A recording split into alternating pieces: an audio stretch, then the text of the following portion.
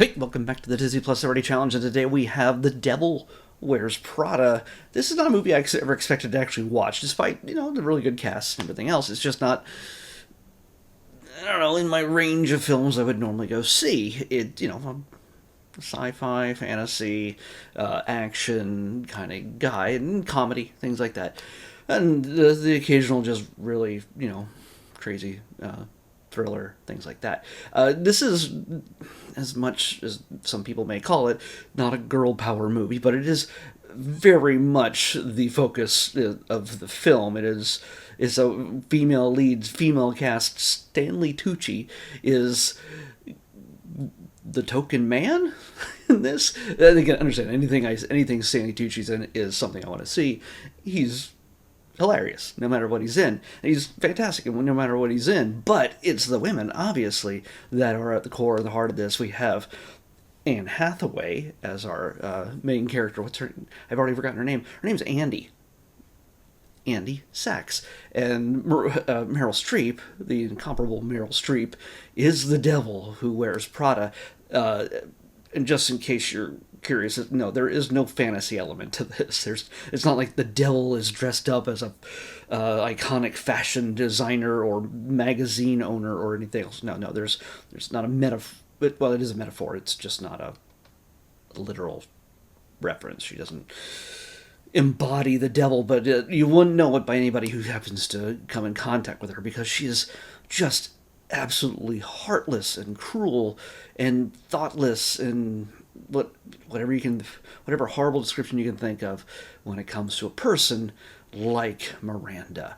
This is from 2006. It's an hour and 50 minutes. And yes, right after I watched this, I watched the trailer for The Devil Wears Prada 2, which will eventually end up, of course, on Disney Plus at some point. It's a 20th Century Studios film. This was acquired in the 20th Century Fox purchase a number of years ago. So yeah, Disney has the property, the ownership of this film. Why not put it? I'm surprised it took so long to get it onto Disney Plus, but it probably was only put on there at the time they were able to announce the sequel. It probably would have ended up there at some other point. So it had been probably in development for such a long time, and said, hey, guess what?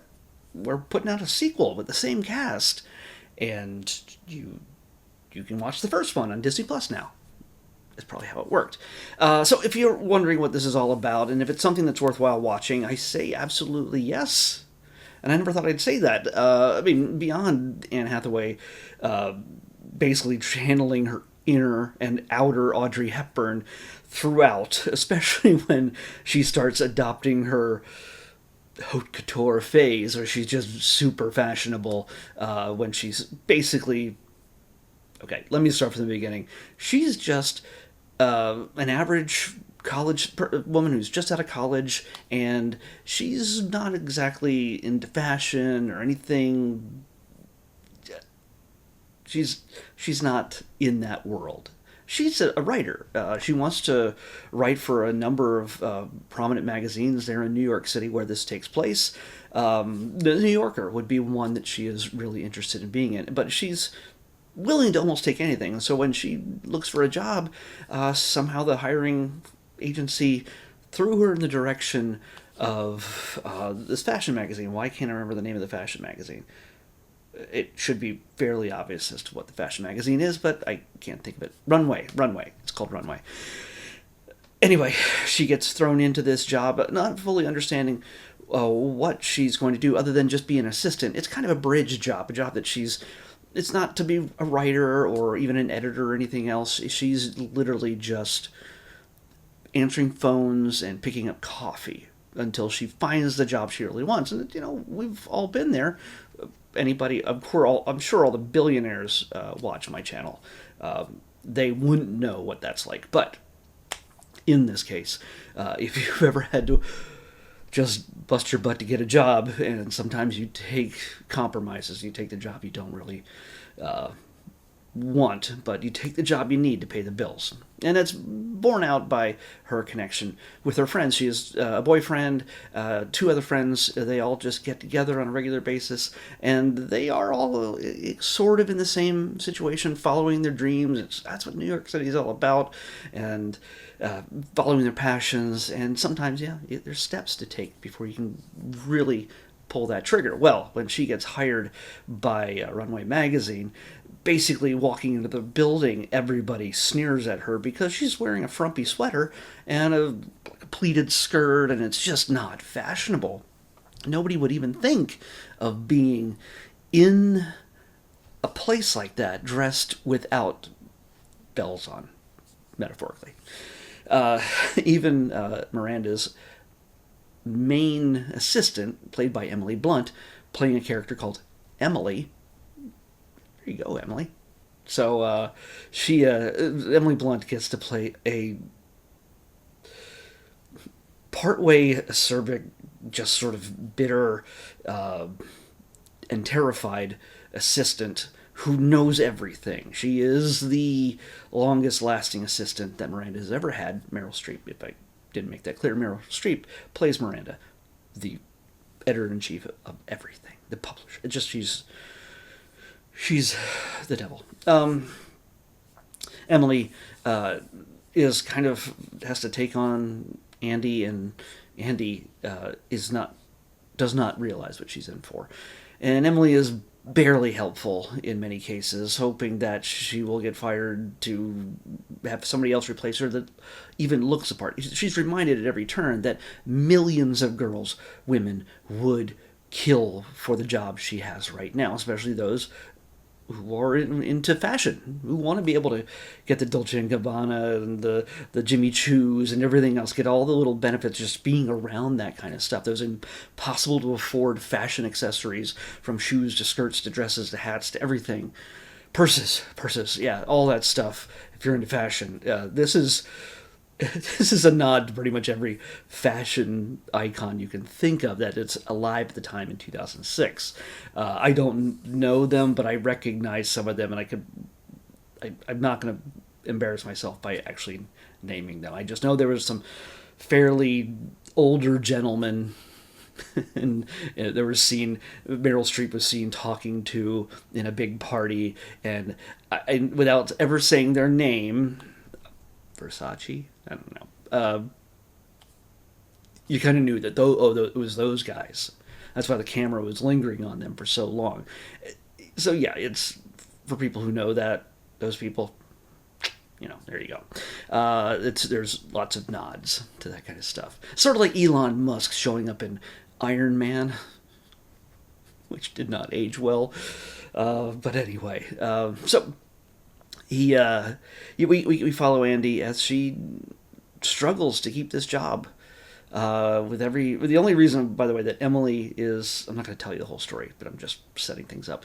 The only reason Emily is even trying to help Andy, even though she doesn't like her at all, she realizes that if Andy does not work out, it reflects poorly upon her. Everybody's out for themselves in this. Even Stanley Tucci, who is the closest confidant, the closest equal that Miranda has in the company, that she treats with any level of respect, you see him, you expect him to be a mentor to Andy, sort of the secret Obi-Wan to the side that sort of helps her along. And he does, but at the same time, he's never nice about it. She makes connections. The great thing about Andy is the fact that she is just a normal gal who, at her core, is good and kind. And the story that we're dealing with is her stepping into the cutthroat world of fashion, and you get to see whether it changes her. And yes, it does. And how that affects all of her relationships and her own future.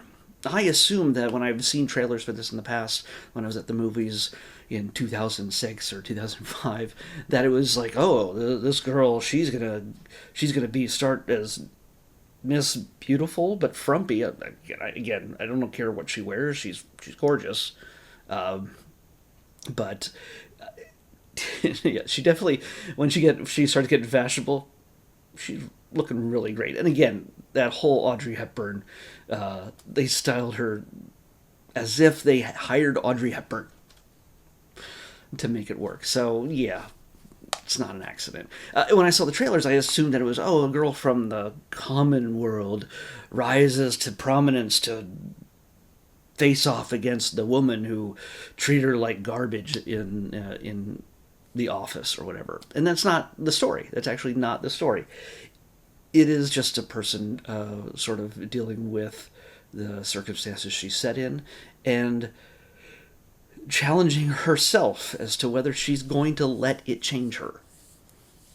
And if it's going to put her entire her relationship with her boyfriend at risk, the relationship with her friends at risk, and it is also about work-life balance. It's that rich, powerful, entitled monstrosity type of people that are at the highest levels of society, and how they look down upon all of anybody else who is not them at their level, at their financial level, that cannot serve their needs.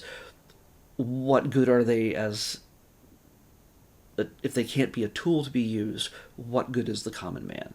And does kindness and gentleness and goodness win out over just what we assume is incomparable evil? Well, you have to watch the movie to find out.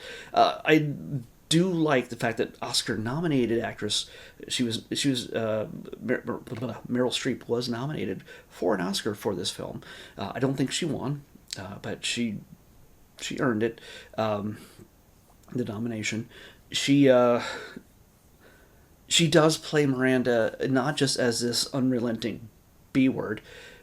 She has depth, and we see that. It's written into the story, of course, that she is not everything she appears to be. And does that vulnerability, that moment of vulnerability she displays, is that something that rising star, rising apprentice of Miranda, is that something she's going to jump on and use against her? Or will her innate kindness keep her on the right path, despite how this job is devastating her life? And you feel for her from the very beginning, because she cannot do anything right, is from just getting coffee to memorizing a ton of different things that the one person can't possibly handle, especially if they don't know who anybody is, when she's suddenly given a job to contact this person, that person, with this time, this place, all at once, in one breath, that Miranda can spit out in one breath, and she has to sort of sort that all out without screwing it up. And as she rises and starts doing things right, is it worth it? She's given an impossible task. One thing I will spoil for you: she is given an impossible task that is, by any means, if any of us at ground level here would be given, we would fail at it. And it's 20 years old. It's almost 20 years. And the reason why there's a sequel coming out 20 years later is because it's the 20th anniversary. There's only... Come on. And because, by the way, it's despite how loved this movie is, and despite the tremendous cast, it will be in theaters for 2 weeks. It will probably not do as well as anybody hopes, because nobody sees comedy dramas with celebrities. There's no longer a celebrity pull. When Tom Cruise can do the final Mission Impossible movie and nobody goes, even with all the crazy stunts that he did himself, I went. But it means that the film industry and how we watch films in theaters has changed. They know that 2 to 3 months later, this will be on Disney+. The sequel will be on Disney+. So whenever this sequel comes out next year, spring, I guess. I don't know. It'll be a counter programming against some sci-fi blockbuster, I'm sure. But it will last 2 weeks at the cinema, at the theaters, and then 3 months later it will be here. But I'll probably already be done with this series because I will run out of things to watch, because I should by the spring run out of every new thing on Disney Plus. Eventually I'll have to change the series to Disney Plus occasional challenge, because it won't be every day. Anyway, so if you're looking for something that is surprising and you like this cast, it's a comedy drama. It is, for some, a fantasy film. People who are definitely into fashion, and definitely want to see some gorgeous outfits, some gorgeous people wearing gorgeous outfits. This is a movie for you. And the opening sequence, it's the only thing on Disney Plus you're going to be able to watch beautiful young women in their underwear putting on clothing in the first 2 minutes of the film. So here you go, pervs. Or straight men. Same thing. So yeah, I liked it. That says a lot about me. So let's pick tomorrow's episode. 23. 23. Come on. Zoom in. Oh, here we go. This is a guy we've had documentary. We watched a documentary with him a number of times. And again, by the way, yes, I did the numbers again. We have 5 times as many documentaries remaining on Disney Plus than I have movies and shorts and series. I have more documentaries than the other 3 categories combined. Documentaries, reality shows, and concerts and behind-the-scenes stuff. That's what we have most of. And so you're going to get a lot of documentaries over the next few months. Even more coming once the new year starts. Just telling you right now. So, there's another thing from Bertie Gregory. So we get a little bit of nature, a little bit of outdoor exploration. This is dolphins up close with Bertie Gregory. So, yeah, this is not sharks. So we get dolphins. They're dangerous in their own way, but we won't go into that right now. Whatever Bertie Gregory's going to show us, well, we'll have to watch tomorrow. Dolphins up close with Bertie Gregory is what we're watching next on the Disney Plus Everyday Challenge. I'll see you back here tomorrow with that.